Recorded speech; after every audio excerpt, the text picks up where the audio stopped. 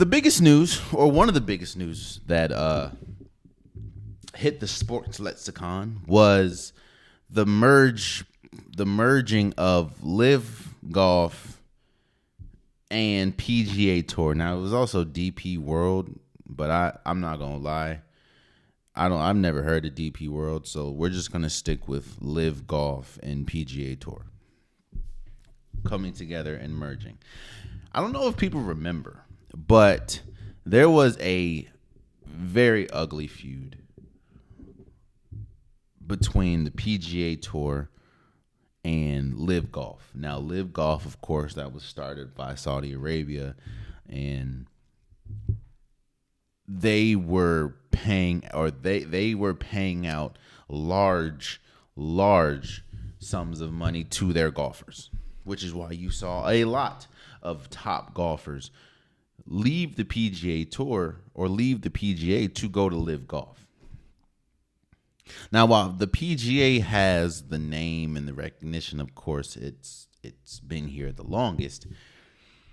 There have been, people have complained for a while of just how much money or lack of money they get if they're not the winners, or if they're not in the top 10, or if they're not in the top 5. Well, yes, the top 10, top 5 make more money in LIV Golf. The bottom of the leaderboards also make a considerable amount of money when in perspective of golf. And you saw Tiger Woods come out and pretty much bash LIV Golf. You saw McIlroy talk about golf. You saw Brooks Koepka, who I believe went over to LIV Golf, pretty much explain the conditions and how it's just that much better at LIV Golf than it is at PGA. And of course, like I said, this was you even had the purists, man, the PGA purists. How do you one of the biggest arguments I heard was, how can you partner with a company that's supported by Saudi Arabia? Like most of the things that United States does isn't. Newsflash, bro. A lot of things that help us on our day-to-day lives are backed by people you probably aren't supposed to like, but it is what it is. But there was a huge feud between LIV Golf and PGA Tour, and mainly it was the PGA Tour not liking LIV. And it's understandable at times, like sometimes you don't, the new thing comes in and you don't like it because it for people think that it could be a threat to your existence, or the new thing can be a threat to the norm, which, while yes, it could be a threat to the norm, that doesn't ultimately mean that you're going down. Let's just be honest. But this is huge for golf, man. And I am interested to see all those people in here, all those people that bashed LIV Golf, and all those people that pretty much saying LIV Golf wouldn't survive. Like I'm interested to see what their narrative is now, or how they feel now. To me, this is great for golf. Now you get to see, tours, and you get to see matches and events where the top of the top golfers are able to play against each other.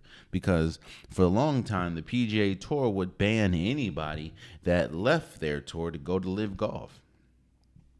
So now you get to see those matchups again, and you get to see it just unifies golf. Now, more than likely, you're probably going to make more money if you're on the PGA Tour side because of their merge. Now, I don't know how the money is going to work. Don't get me wrong, but I do think that it's more lucrative for now the golfers, and it's just a better watch. Now you get to see the top players go up against each other in golf instead of, oh well, he can't be here because he's for LIV, or he can't be in our tournament because he's in the PGA. Like, it's just dumb. It's dumb. And it's better for the sport of golf that everyone, I'm not going to say everyone's under one umbrella, but everyone's able to coexist. Let me say that. Everyone's able to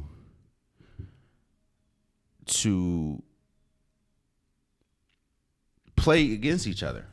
Like, imagine if I don't know, Magic Johnson played for, the Lakers, and Larry Bird played for the Celtics, but they were in two different leagues. It's just like, what are we doing? Or they were in two different leagues doing the same exact thing. It just it doesn't help. Now, I understand, people talk about the morals or whatever of LIV Golf. I get that, and the morals of Saudi Arabia and this, that, and the third. I get it. Okay. But again, there's a lot of things, and I'm not saying that it's right.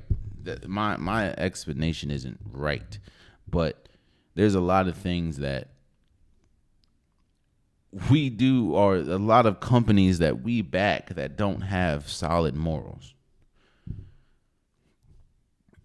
Should that affect your day to day? No. You do what you got to do. I mean, I don't know. It's a weird conversation.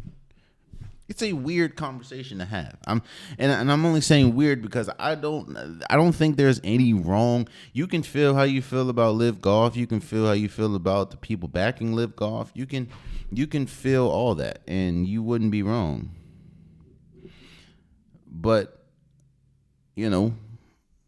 also,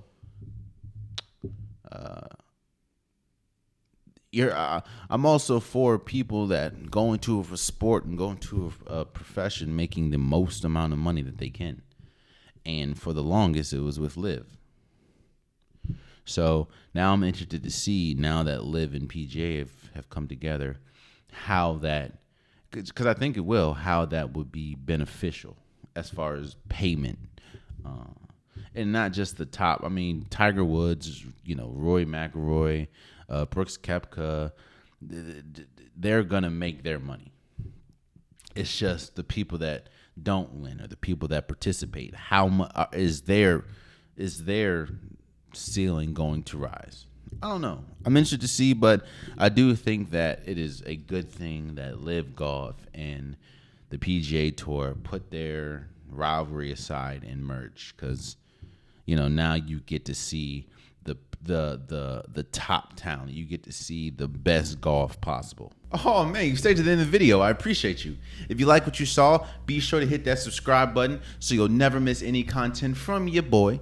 You can also go back and watch past episodes, past clips, and don't forget that the Unpopular Podcast, new episodes drop every Wednesday and Saturday. Appreciate you.